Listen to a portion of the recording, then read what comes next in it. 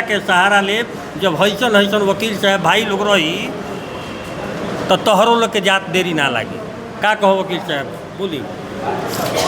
जिस तरीके का एफआईआर ब्रह्मपुर थाना प्रभारी के द्वारा किया गया है, इससे स्पष्ट होता है कि पुलिस पूर्वाग्रह से ग्रसित होकर पत्रकार चंद्रशेखर जी पर और विकास श्रीवास्तव जी पर प्राथमिकी दर्ज किया है।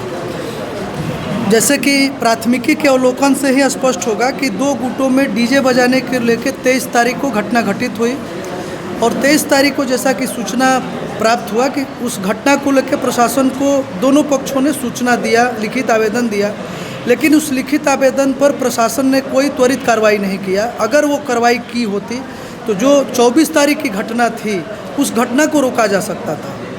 इन लोगों का गुनाह यही है, जिनको अभियुक्त बनाया गया है, कि इन्होंने सत्य को, हमेशा की तरह सत्य को आम जनमानस के समक्ष प्रदर्शित किया है। और ऐसा नहीं है कि इन्होंने ही इस न्यूज़ को कवरेज किया है या प्रसारण किया है, बहुत सारे न्यूज़ चैनलों ने ब्रह्मपुर की घटना को प्रसारित किया है, लेकिन वो पुलिस की कसौटी पर खरे उतरे और ये लोग पुलिस की कसौटी पर खरे नहीं उतरे, इसलिए इन लोगों को इस प्राथमिकी में नामित अभियुक्त बनाया गया। और वो भी कैसे अभियुक्त बनाया गया, प्राथमिकी का अवलोकन करने से स्पष्ट होगा कि वो एक कंप्यूटराइज कॉपी है, जिससे स्पष्ट होता है कि उसको खूब अच्छे से मैनिपुलेट करके और टेबल ड्राफ्टिंग किया गया है। और उसमें कहा गया है कि 2 चौकीदारों के द्वारा यूट्यूब पर एक न्यूज़ देखा गया जिसका कोई विधिक प्रमाण नहीं है, और न ही प्राथमिकी के साथ ब्रह्मपुर थाना प्रभारी के द्वारा या अनुसंधान पदाधिकारी के द्वारा कोई भी यूट्यूब का पेन ड्राइव या किसी भी तरीके का इलेक्ट्रॉनिक एविडेंस, जिस एविडेंस को प्रमाण बनाते हुए इन 2 निर्दोष और प्रखर पत्रकार, जो एक ईमानदार पत्रकार हैं, और इन लोगों को अभियुक्त बनाया गया। इससे स्पष्ट होता है कि पत्रकारिता की स्वतंत्रता पर, जो कि संवैधानिक अधिकार है एक पत्रकार को संविधान का चौथा स्तंभ माना जाता है, अगर ये न रहें तो पता नहीं किस तरीके की वैमनस्यता समाज में फैलाई जाएगी। और इनकी निष्पक्षता पर, इनकी जो प्रखरता पर, उस पर कुठाराघात किया गया है। और किसी भी तरीके का इलेक्ट्रॉनिक एविडेंस, जो कहा गया है कि यूट्यूब पर एक न्यूज़ प्रसारित किया गया जिससे 2 गुटों में सांप्रदायिक दुर्भावना फैली या झड़प हुआ, जबकि ऐसी कोई बात नहीं है। झगड़ा तो 23 तारीख को ही 2 पक्षों में डीजे बजाने को हो चुका था, आम जनमानस के समझाने बुझाने से शांत भी हो गया था। और जैसा कि सूचना मिल रही है कि इन लोगों के द्वारा थाना को सूचित किया गया था, लेकिन थाना की उदासीनता के कारण, अगर स्थानीय थाना त्वरित कार्रवाई किया रहता, दोनों पक्षों को बुलाया रहता या अनुशासनात्मक कार्रवाई 126 के तहत की रहता या कोई बॉन्ड भरवाया रहता, तो शायद 24 की घटना जो घटित हुई है, जो 2 पक्षों में मारपीट हुआ है, कई लोग जख्मी हुए हैं, वो नहीं होता।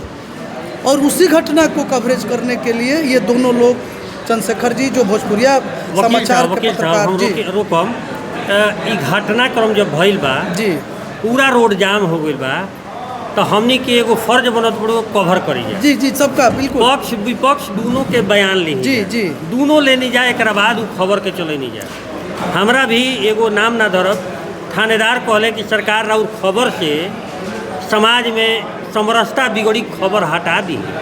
हमनी के कहनी जाए कि भाई हमारा अगर खबर ऐसा बटुए जो ना समरसता बिगड़ी, हटा देनी जाए। एक बावजूद हमनी को FIR को दिहल गई, और FIR में देखो तनी कि लिखल बटुए कि पहले रोड जाम किए लोग, इनकी खबर देख के और उग्र हो गए।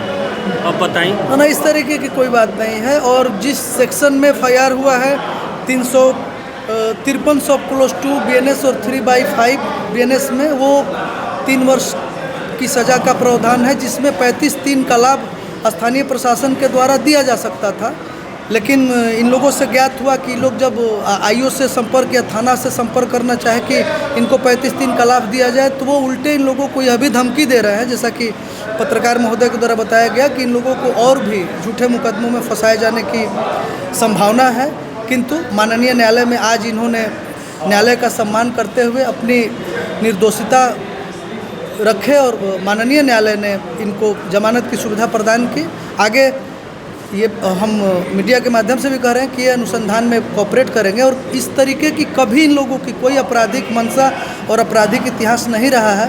ये हमेशा समाज को मुख्य धारा में जोड़ने का प्रयास किए हैं, किंतु इस तरीके का प्राथमिकी जो बिना किसी विधिक साक्ष्य के मीडिया बंधुओं पर हो रही है, तो ये दुर्भाग्यपूर्ण है। ऐसे प्राथमिकी से स्थानीय प्रशासन को बचना चाहिए।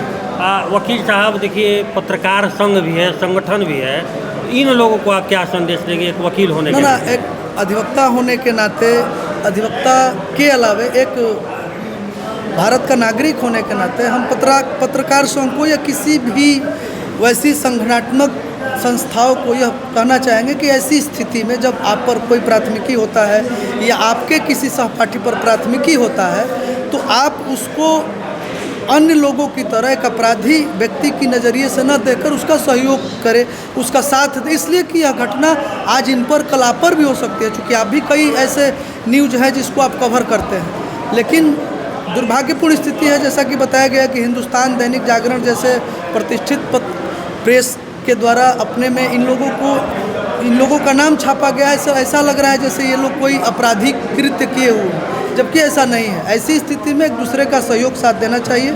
और प्रशासन से मेरी गुजारिश है, बिहार सरकार से, स्थानीय प्रशासन से, माननीय पुलिस महानिदेशक महोदय से भी मेरी ये गुजारिश है कि एक प्रॉपर ट्रेनिंग हो स्थानीय प्रशासन की, पुलिस प्रशासन की, कि जहाँ पुलिस, पत्रकार, वकील, ये एक समाज के दो पहलू हैं जिनके कंधों पर न्याय की व्यवस्था, सामाजिक सद्भावना की व्यवस्था और समाज को अपराध मुक्त व्यवस्था को सुचारू रूप से संचालित करने का कार्यभार है। और ये सभी लोग एक दूसरे के पूरक हैं, और आपस में ही जब हम एक दूसरे को सहयोग और सपोर्ट न करेंगे और एक दूसरे को अपराधी बनाने की प्रयास करेंगे, तो फिर समाज की जो स्थिति है वो और भयावह होती जाएगी।